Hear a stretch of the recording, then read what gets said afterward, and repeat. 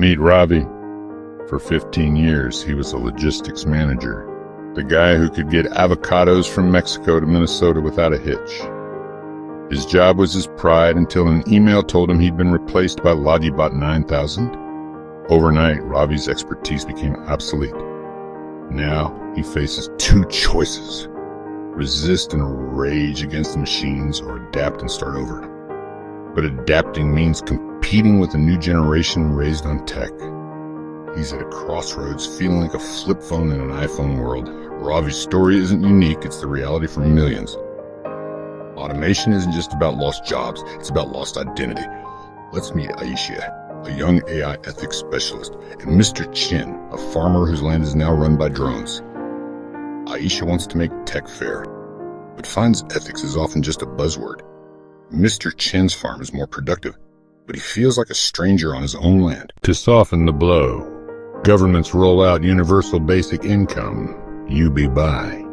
It covers the basics, but for many, it feels like a handout, not a lifeline. People like Ravi feel stuck, surviving, but not really living. The real crisis, it's emotional. For centuries, our worth was tied to our work. Now, when a machine does your job, what's left? People are grieving lost careers and lost identities. It's not just about finding new work, it's about finding new meaning. The hidden cost of automation isn't just economic, it's deeply personal. The question isn't just how do we earn, but how do we matter? That's the human cost of code. Ravi enrolls in a creativity-focused education initiative, embracing a future that rewards human traits machines cannot replicate. Meanwhile, an activist group fights for AI transparency, and a tech startup pioneers AI-driven food production and equitable resource distribution. Then came the Equilone fiasco. A major bank's AI, meant to approve small business loans fairly, was exposed for rejecting minority-owned businesses at alarming rates. Aisha and other data scientists uncovered the truth. The AI had learned bias from old data. The fallout was huge. Public trust in AI plummeted. Headlines screamed, "Bias in the machine."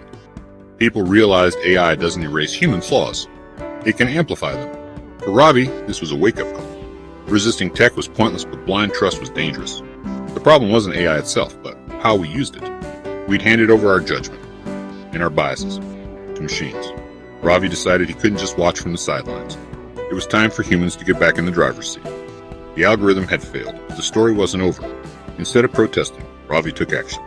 He started the Human AI Remix, a group for people to work with AI, not against it. He brought together laid-off workers, techies like Aisha, and old-timers like Mr. Chen.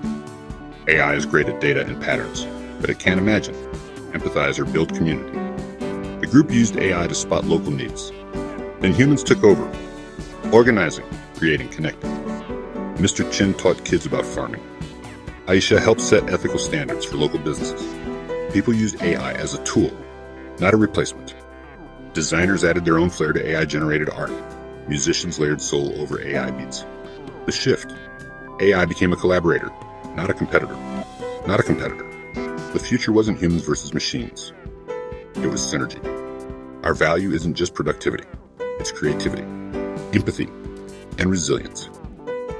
The AI revolution forced us to ask, what does it mean to be human when we don't have to work? The answer, imagine, care, and build a better world together. That's the real future, and it's one we get to shape.